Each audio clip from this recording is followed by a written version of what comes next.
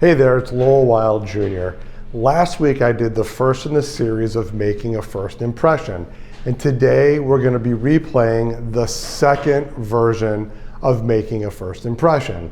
Today's first impression is about what happens when a patient walks into your building or into your office. And so this is something we ran a year and a half ago. We had great acclaim for the series.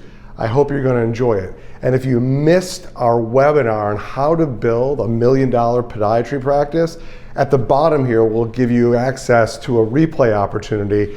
And we had tons of people on it who found it hugely beneficial, so you don't want to miss it. But enjoy the second part of the series, Making a First Impression. Hey there, it's Lowell Wild Jr. Today we're in the second edition of the series on first impressions. Last week I talked about phone answering and how important that was to making the first impression to a patient calling your office.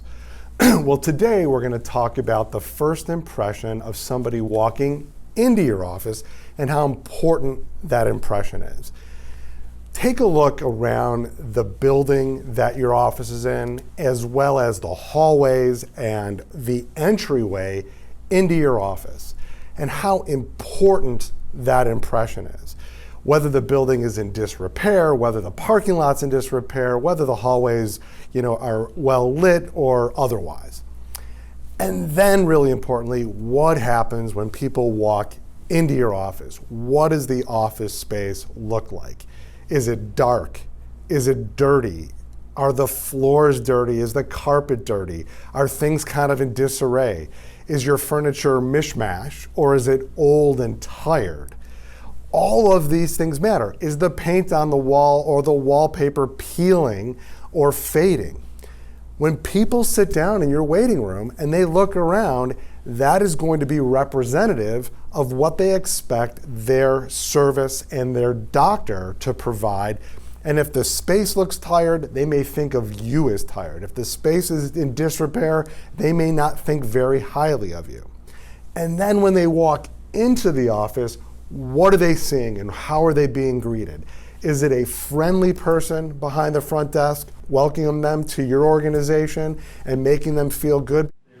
Good morning, welcome to the Wild Foot and Ankle Institute. How may I help you? People walk into doctor's office with hesitation and trepidation. They're nervous. They don't know if they're going to be getting a shot, going to be having surgery recommended. Is it going to be painful? They don't know.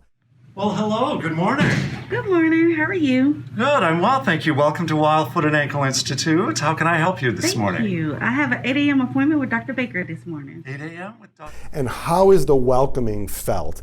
And when you have a welcoming person behind the front desk, it makes a big difference. And then what does everything look like? Is it well organized? Is it modern? For us, we have a check-in kiosk, which I think immediately shows patients this is an innovative and progressive and modern office versus something that is old, and our space tends to be representative of that as well.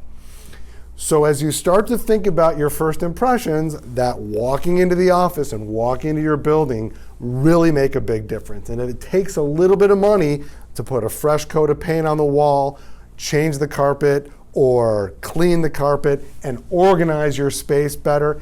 And then teach your staff how to be really welcoming when people come in. It'll make a big difference, and it'll make that first in-person impression a really positive one. Have a great week. So I hope you liked the second part in the series of Making a First Impression. I told you that you had an opportunity to sign up for a replay of our webinar, and that's below. But I also want to remind you about our event that's happening April 22nd, 23rd, and 24th. It's our 9th annual event. It's a virtual event. You don't have to travel. You can see it from home. You can see it from the office, and you're not going to want to miss this. People who have attended in the past have found huge opportunity to improve their practice, their patient care, and their profitability. So go below and link on and make sure that you're going to join us April 22nd, 23rd, 24th, and have a great week.